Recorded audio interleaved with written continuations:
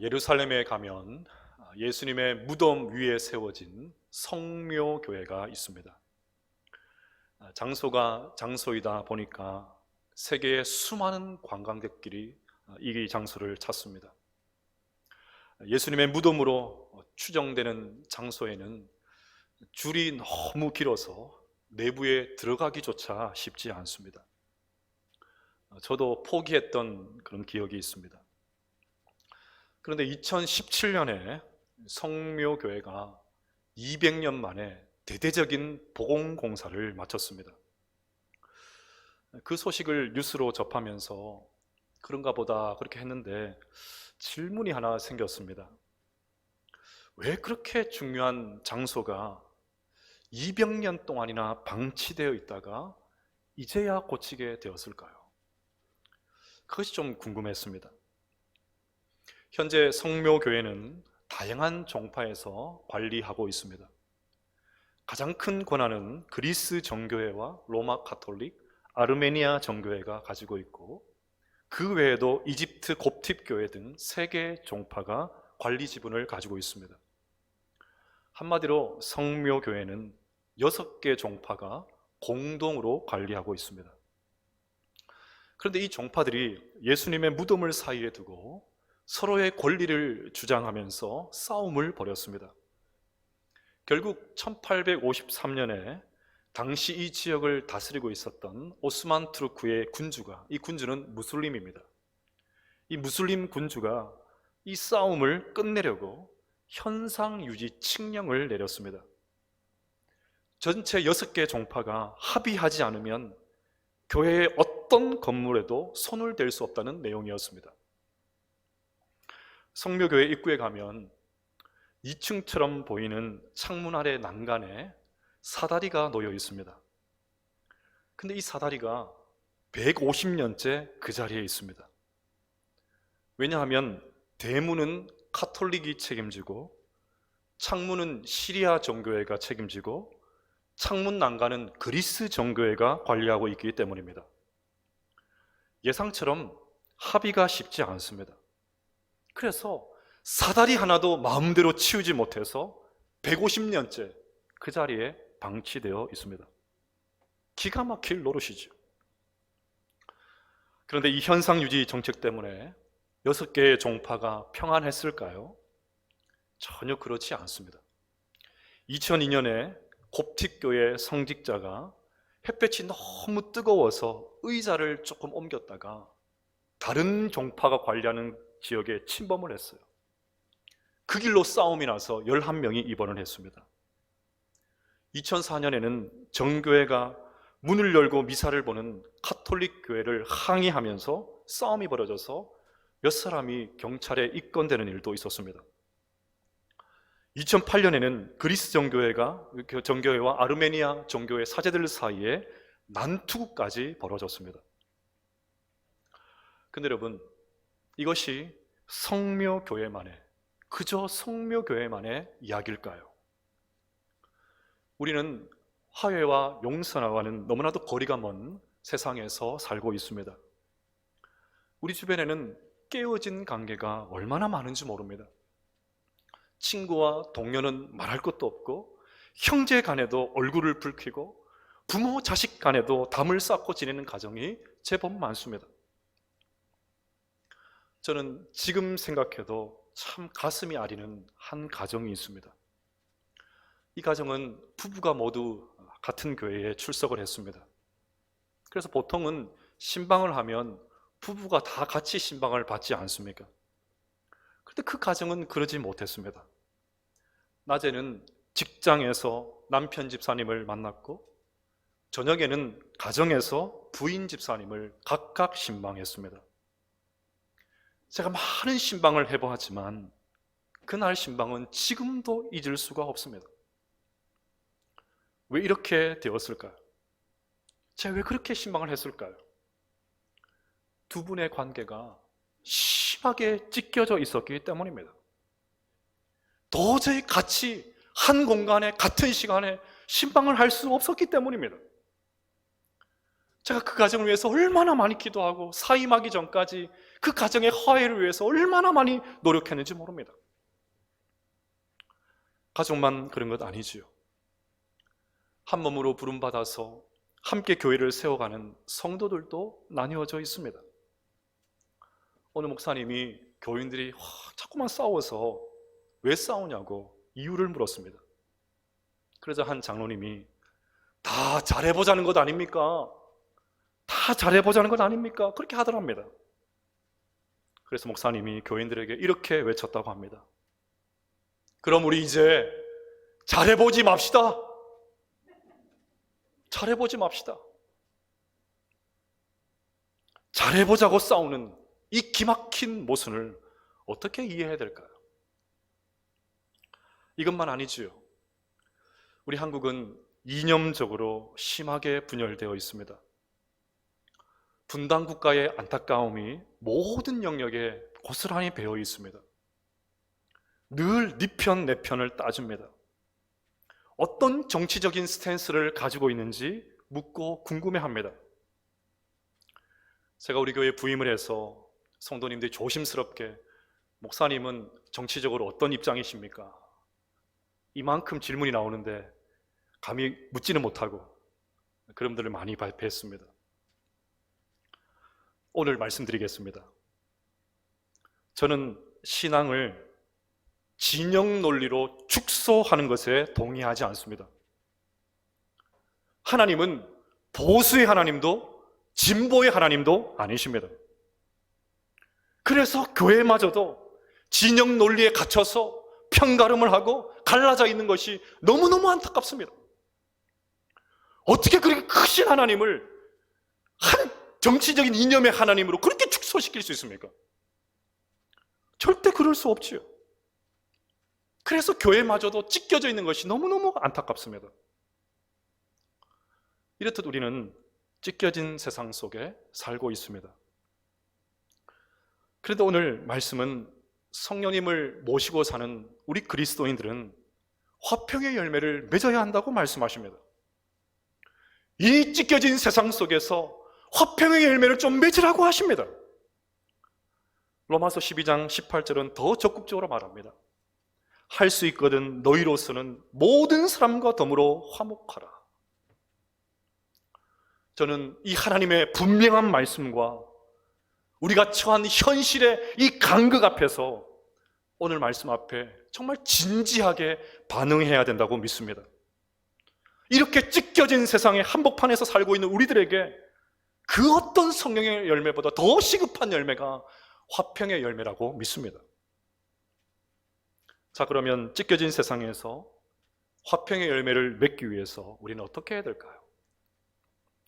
첫째로 평강의 하나님을 알아야 합니다. 우리는 기도할 때 하나님의 이름을 부르지요.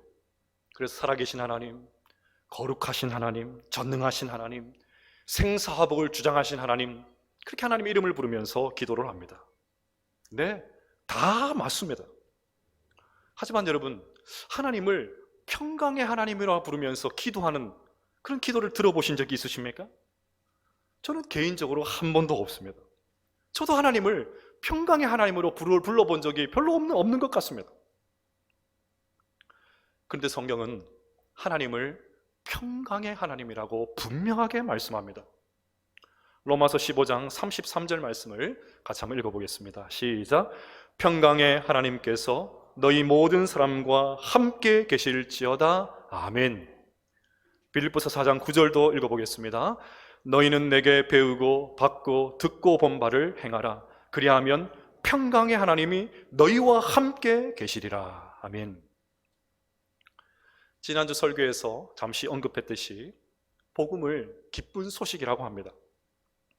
그러면 기쁜 소식인 복음의 핵심이 무엇입니까? 예수님이 화목제물이 되셔서 하나님과 우리 사이에 진정한 평화가 임했다. 그것이 기쁜 소식의 핵심이죠. 그래서 오늘도 우리는 은혜의 보좌 앞으로 담대히 나갈 수 있게 되었습니다. 바울은 이 기쁜 소식을 이렇게 묘사했습니다. 골로새서 1장 19절 20절을 보시면 아버지께서는 모든 충만으로 예수 안에 거하게 하시고 그의 십자가의 피로 화평을 이루사 만물 곧 땅에 있는 것들이나 하늘에 있는 것들이 그로 말미암아 자기와 화목하게 되기를 기뻐하심이라. 그런데 하나님과 화목하게 되면 그분과의 관계만이 아니라 다른 사람들과의 관계에도 화목해야 된다는 것이 성경의 주장입니다. 만일 하나님이 그리스도 안에서 우리에게 화평을 주셨다면 우리는 온 힘을 다해서 모든 관계 속에서 이 화평을 누릴 수 있도록, 이 화평을 맛볼 수 있도록 그렇게 몸부림치는 것이 마땅하다는 것입니다. 화평의 열매만 따먹으려 하지 말고 이제는 화평의 열매를 맺으라고 하십니다. 화평의 열매를 따먹어서 하나님의 은혜를 알고 하나님 은혜에 감사합니다, 그것만 고백하지 말고 그 은혜를 받았다면, 그 화평의 은혜를 누리게 되었다면 삶의 현장 가운데 그것을 좀 보여라. 하나님께서 그렇게 말씀하십니다. 그래서 하나님은 평강의 하나님, 하나님을 평강의 하나님으로 말할 때마다 언제나 교회가 싸우거나 분열하는 상황에서 말씀하십니다. 우리가 잘 아는 대로 고린도 교회는 파당으로 교회가 심하게 찢겨 있었죠. 그런 고린도 교회를 향해서 하나님께서 주신 처방이 고린도전서 14장 33절입니다. 하나님은 무질서의 하나님이 아니시오 오직 화평의 하나님이시니라. 사랑하는 여러분, 우리가 섬기는 하나님은 평강의 하나님이십니다. 이 찢겨진 세상 속에서 다른 하나님보다 평강의 하나님을 더 많이 묵상하고 바라보시기를 바랍니다. 그리하여 우리 안에 가득한 그 하나님의 평강을 우리의 모든 관계 속에서 구현할 수 있는 그런 삶을 살아내시기를 주님의 이름으로 축복합니다. 둘째로, 내가 희생 제물이 되어야 합니다. 앞서 저는 우리가 섬기는 하나님이 평강의 하나님이라고 말씀드렸습니다. 평강의 하나님께서 하나님과 우리 사이를 화평하기 위해서 보내주신 분이 예수님이시죠. 그래서 요한 1서 2장 2절에서는 예수님의 사역을 이렇게 묘사합니다. 그는 우리 죄를 위한 화목 제물이니 우리만 위할 뿐 아니요 온 세상의 죄를 위하심이라. 예수님께서 친히 화목 제물이 되셔서 우리의 죄를 해결해 주시고 하나님께 갈 수 있는 길을 열어주셨습니다. 이번 학기에 제가 가르치고 있는 바이블키 성경대학에서는 신약 성경을 배우고 있습니다. 그 중에 저는 마태복음을 읽으면서 개인적으로 참 큰 은혜와 도전을 받았습니다. 대제사장은 예수님에게서 고소할 만한 혐의를 찾기 위해서 혈안이 되어 있습니다. 그래서 예수님께 끊임없이 질문을 던집니다. 하지만 예수님은 한마디도 대꾸하지 않으시고 침묵으로 일관하십니다. 사람이 가장 참기 힘든 것이 억울한 것 아닙니까? 그래서 억울한 일을 한 번이라도 당하면 억울하다고 고래고래 소리를 지르죠. 억울하다고.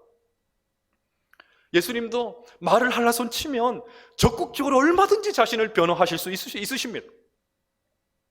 근데 예수님은 그 모든 억울한 상황 속에서도, 말도 되지 않는 상황이, 그 현실이 펼쳐짐에도 끝까지 침묵으로 일관하십니다.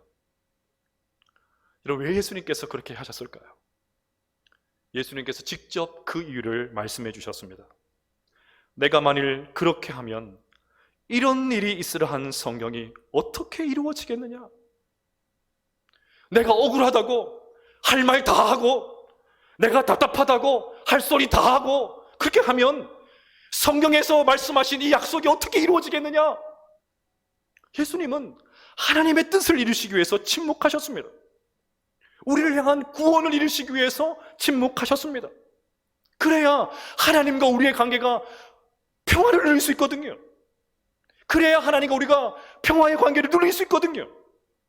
그래서 억울해도, 할 말이 많아도 예수님은 끝까지 참으시고 침묵하셨습니다. 결국 예수님께서 희생 제물이 되어주셨기 때문에 죄 많은 우리가, 부족한 우리가 오늘도 그 하나님을 아빠, 아버지라 부르면서 예배할 수 있게 된 줄로 믿습니다. 이자크 디네스니 쓴 바베트의 만찬이라는 아주 짧은 소설이 있습니다. 19세기 말 덴마크의 한 가난한 어촌 마을에 작은 교회가 하나 있었습니다. 이 교회는 나이가 아주 많은 목사님이 목회를 하셨습니다. 목사님에게는 딸 둘이 있었는데 시집을 가지 않고 아빠의 목회를 도왔습니다. 그런데 목사님께서 이제 돌아가시고 이제 중년이 된 두 딸이 계속해서 교회를 섬겼습니다. 그런데 교회는 갈수록 어려워졌습니다. 목사님의 돌봄이 사라지자 교인들끼리 서로 싸우고 미워하고 바람도 나고 10년 넘게 말도 하지 않는 교인들도 생겨났습니다.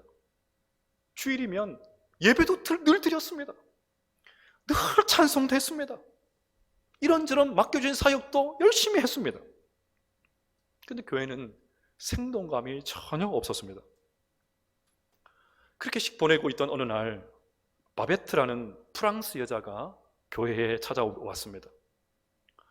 프랑스 내전통에 남편과 아들을 다 잃고 겨우 도망쳐서 이곳까지 온 것입니다.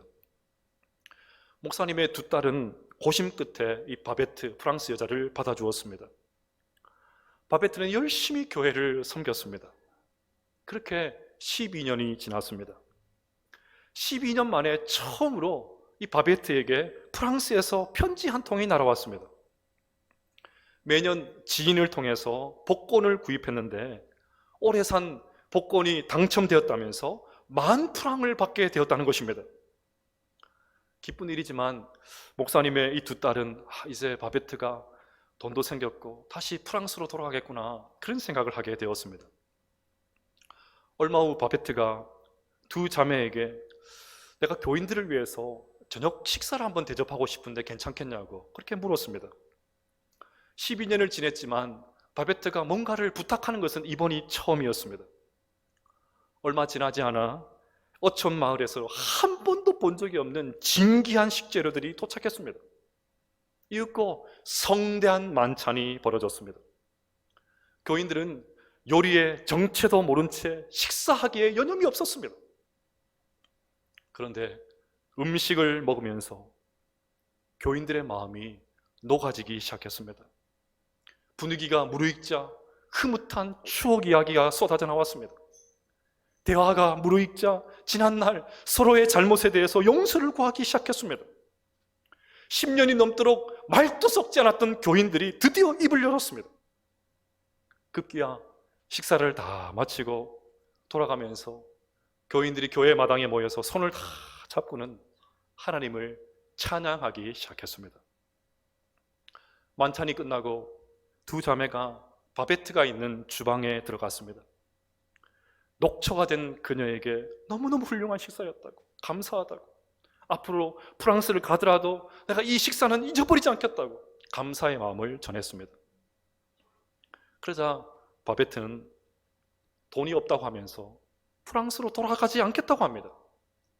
자매들이 화들짝 놀라서 아니 복권 당첨금 10,000프랑 받았지 않습니까? 그 돈 어떻게 되었습니까? 그래서 바베트가 대답합니다. 오늘 식사 준비를 위해서 다 썼습니다. 오늘 식사 준비를 위해서 다 썼습니다. 여러분, 이것은 소설이지만 교훈이 있죠. 일단은 겉으로 드러나는 교훈은 받아먹은 사람은 말이 없다, 이런 교훈을 받을 수가 있습니다. 잘 먹어야 용서도 가능하다, 그런 지혜도 얻을 수 있습니다. 하지만 이 소설 이면에는 더 강력한 메시지가 있습니다. 이 소설이 진짜 우리에게 던지고 싶은 메시지가 있습니다. 희생 없이는 화해가 없습니다. 희생이 있어야 화해가 가능합니다. 바베트가 당첨금 10,000프랑을 만찬의 제물로 드리지 않았다면 교회 화평은 일어나지 않았습니다. 어쩌면 바베트는 돈이 아니라 자기 인생 전체를 바쳤던 것이죠. 그 바베트의 희생, 헌신, 그것이 있었기 때문에 화평이 일어날 수 있게 되었습니다. 이처럼 화평을 위해서 누군가의 희생이 필요합니다. 저는 오늘 설교를 준비하면서 바베트와 같이 자신을 희생 제물로 드린 한 집사님이 생각났습니다. 집사님은 가족 불화로 수년간 눈물의 시간을 보냈습니다. 가족 이야기만 나오면 눈물만 흘렸습니다. 남편은 뭐든 잘하는 첫째 아이만 칭찬하고 그렇게 좋아했습니다. 상대적으로 부적합하다고 느낀 둘째 딸에게는 아주 냉담했습니다. 아빠의 편애를 견디지 못해 결국 딸이 폭발했습니다. 나중에는 자기 방에 귀신이 보인다고 정신적으로도 굉장히 힘든 시간을 보냈습니다. 상황이 이렇게 되자 가정은 서로를 향한 원망과 미움과 증오의 말을 쏟아내면서 심하게 찢겨졌습니다. 집사님은 믿을 만한 분은 하나님밖에 없다는 심정으로 하나님께 눈물로 그렇게 매달렸습니다. 교회에서 자녀들을 위한 성경 공부를 합니다, 성경 공부를 클래스를 개설합니다 하면 직장 연수도 불참하면서까지 열심히 찾아다녔습니다. 그때마다 하나님은 이것은 너의 십자가다, 네가 지어야 돼, 너의 십자가다, 그 말씀만 주십니다. 처음에는 그 말씀이 너무너무 싫었다고 합니다. 왜 나만 일방적으로 당해야 됩니까? 내게 왜 나만 죽어야 합니까? 왜 나만 이렇게 힘들어야 합니까? 억울한 심정이 가득했습니다. 왜 그렇지 않겠습니까? 그런데 기도를 하면 할수록, 공부를 하면 할수록 계속해서 하나님께서 그 마음만 주십니다. 그래, 이것이 내 십자가라면 힘들지만, 너무너무 답답하지만 짊어져야 되겠다, 그 결심을 하게 되었습니다. 이 결심을 하고 하나님의 말씀으로 남편과 자녀들을 이해하기 위해서 노력했습니다. 이전처럼 감정적으로 대응하는 것을 중단했습니다. 그랬더니 수년을 눈물로 보냈는데 이제는 편안한 마음이 있게 되었다면서 환한 미소로 신방을 받으셨습니다. 조금씩 좋아지는 가정의 모습을 보면서 하나님께 감사하다는 말씀도 전해주셨습니다. 그러면서 이런 기도 제목을 보내오셨습니다. 여전히 저희 가정은 어려움이 있고 전 하나님 편에 바짝 붙어 이겨나가고 있습니다. 하지만 낭망하기 쉬우니 계속 기도를 부탁드립니다. 사랑하는 여러분, 우리도 그래야 됩니다. 우리도 그래야 됩니다. 저마다 이건 아닌데, 이렇게 해서는 관계가 이렇게 어떻게 해서든 관계가 풀렸으면 좋겠는데, 그런 생각들 다 하지요. 하지만 생각만 한다가 관계가 풀리지는 않습니다. 내가 먼저 희생해야 됩니다. 내가 희생 제물이 되어야 합니다. 하고 싶은 말, 억울한 심정이 있지만 그것 좀 내려놓고 내가 먼저 희생 제물이 되어야 합니다. 그래야 화평의 열매를 맺을 수가 있습니다. 평강의 하나님께서 예수 그리스도 안에서 우리를 화목케 하신 이후에 우리에게 주신 직분이 하나 있습니다. 오늘 본문 고린도후서 5장 18절 19절 말씀인데요, 다시 한번 읽어보겠습니다. 시작. 모든 것이 하나님께로서 났으며 그가 그리스도로 말미암아 우리를 자기와 화목하게 하시고 또 우리에게 화목하게 하는 직분을 주셨으니 곧 하나님께서 그리스도 안에 계시사 세상을 자기와 화목하게 하시며 그들의 죄를 그들에게 돌리지 아니하시고 화목하게 하는 말씀을 우리에게 부탁하셨느니라. 아멘. 목사, 전도사님, 장로님, 권사님, 집사님, 그 직분보다 더 중요한 직분이 화목하게 하는 직분입니다. 우리 모두는 화목하게 하는 직분을 다 받았습니다. 그러니 이 화목하게 하는 직분을, 이 직분에 충성하시기를 바랍니다. 다른 사람 기다리지 말고, 다른 사람이 먼저 손 내밀 것을 기다리지 말고 내가 먼저 희생 제물이 되시기를 바랍니다. 그리하여 우리의 모든 관계 속에 화평의 열매가 풍성하게 맺혀질 수 있기를 주님의 이름으로 축복합니다. 셋째로, 완성될 그날을 소망해야 합니다. 저는 오늘 화평의 열매를 맺어야 된다, 그 주제로 설교를 하고 있습니다. 하지만 성령의 열매를 설교해야 되겠다, 그 생각을 할 때부터 지금까지 제 안에는 늘 질문이 있습니다. 갈등이 있습니다. 아마 성령의 열매를, 이 설교를 마칠 때까지 그 갈등은 계속될 것 같습니다. 도대체 우리의 삶에 성령의 열매를 맺는 것이 정말 가능할까? 내 모습, 내 상황, 내 형편, 내가 너무너무 잘 알고 있는데 다른 열매는 두고서라도 오늘 말씀 화평의 열매를 맺는 것, 정말 온전하게 맺고 사는 것이 정말 가능이나 할까? 그런 질문이 듭니다. 예전에 제자훈련에서 만났던 한 집사님이 나눔을 하시면서 이런 말씀을 하셨습니다. 지금까지 나름 성실하게 신앙생활을 잘 해온 것 같은데 제자반을 하면서 마음이 너무 무겁습니다. 그런 고백을 했습니다. 훈련의 특성상 충분히 그럴 수 있습니다. 제자의 삶을 살아야 합니다. 그리스도의 장사한 분량까지 자라야 합니다 하니까 금방 주눅이 듭니다. 정말 그렇게 살 수 있을 자신이 없는 것이죠. 하지만 여기서 우리가 기억해야 될 것이 있습니다. 성경이 말하는 온전함은 완벽함이 아닙니다. 하나님께서 우리에게 말씀하시는 온전함은 완벽한 것이 아닙니다. 이 땅에서 우리 모두는 완벽하게 살 수 없습니다. 완벽한 삶은 우리 주님 재림하실 때 가능하게 됩니다. 그래서 행함이 없는 믿음은 죽은 것이라고 말을 한 야고보 사도는 우리가 다 실수가 많다 그렇게 말했지 않습니까? 다 실수가 많지요. 하나님의 나라가 이미 우리에게 임했기 때문에 우리 모두는 성령님 안에서 화평을 이루기 위해 열심히 노력하면서 살아야 합니다. 하지만 하나님의 나라가 아직 완벽하게 오지 않았습니다. 그래서 마음은 그렇지 않은데 때로는 화평을 깨뜨리기도 합니다. 그래서 화평의 열매를 완벽하게 맺지 못하는 나의 모습을 보면서 주눅이 들고 또 죄책감에 사로잡힐 그럴 때도 있습니다. 그러나 그럴 필요가 없습니다. 장차 하나님 나라에서 완벽하게 이루어질 그날을 바라보면서 지금 이곳에서 최선을 다해서 화평을 이루도록 노력하고 살면 되는 것입니다.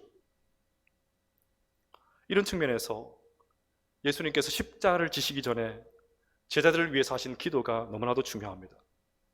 요한복음 17장 11절 말씀을 함께 읽어보도록 하겠습니다. 시작.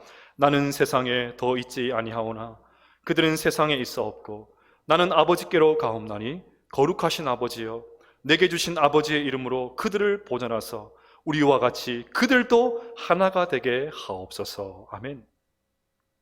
예수님은 이제 곧 헤어질 제자들이 무엇보다 우리와 같이 하나가 되게 해달라고 그 기도를 하셨습니다. 성부, 성자, 성령 하나님이 어떤 갈등과 다툼도 없이 완벽한 화평을 누리고 있는 것처럼 남겨진 제자들도 하나 되게 해달라고 그 기도를 하셨습니다. 하지만 이 기도는 제자들만을 위한 기도가 아닙니다.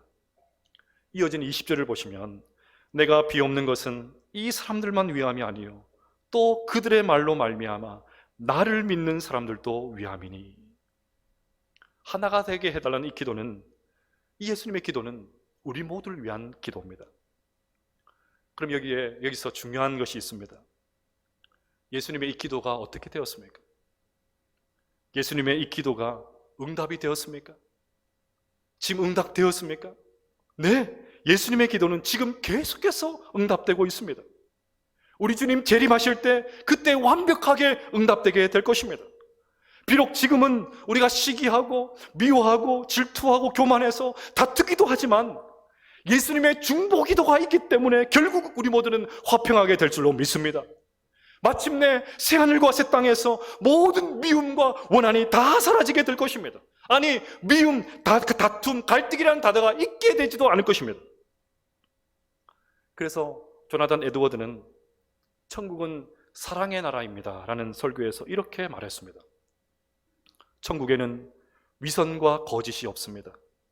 완전한 단순함과 진실만이 있습니다. 천국에는 속이는 것이나 불성실이나 변덕스러움이나 시기심이 없습니다. 사랑을 표현하고 사랑을 하는데 아무런 장애물이 없습니다. 사랑을 표현하는 방식에서 신중치 못하거나 꼴사나오는 것이 없습니다. 어떤 말이나 행동도 어리석거나 경솔하지 않습니다. 천국에는 담이나 오해가 없이 충분한 이해와 완전한 친밀감이 있습니다. 천국에는 견해나 관심의 차이로 인한 분열이 없습니다. 천국에 있는 모든 존재는 서로 아주 친밀하며 하나님으로 연결되어 있습니다. 모든 것이 완전한 풍요와 부여와 존경심으로 서로를 기뻐하며 어떠한 질병이나 고통이나 박해나 적대감이나 오해가 없습니다. 이 모든 것이 사랑의 동산인 하나님의 낙원에 있습니다. 그렇습니다. 그날이 오면 우리 모두는 화평의 열매를 풍성하게 맺게 될 것입니다. 화평의 열매를 맺는 것이 너무나도 자연스러운 일이 될 것입니다. 그러니 여러분, 화평이 완벽하게 이루어질 그날을 바라보면서 바로 이곳에서 하루하루 화평을 연습하시고 바로 이곳에서 그 화평을 매일같이 누릴 수 있는 우리 모두가 될 수 있기를 주님의 이름으로 축복합니다. 사랑하는 여러분, 우리가 섬기는 하나님은 평강의 하나님이십니다. 예수 그리스도께서 화목제물이 되셔서 하나님과 우리 사이를 화해시켜 주셨습니다. 그렇기에 이제는 내가 먼저 희생제물이 되어야 합니다. 그래야 가정도 살고 교회도 살 수 있습니다. 완성될 그날을 바라보면서 화목하게 하는 이 직분 잘 감당하시기를 바랍니다. 그리하여 이렇게 찢겨진 세상에서 화평의 도구로 아름답게 쓰임받을 수 있는 우리 모든 성도들 다 되시기를 주님의 이름으로 축복합니다.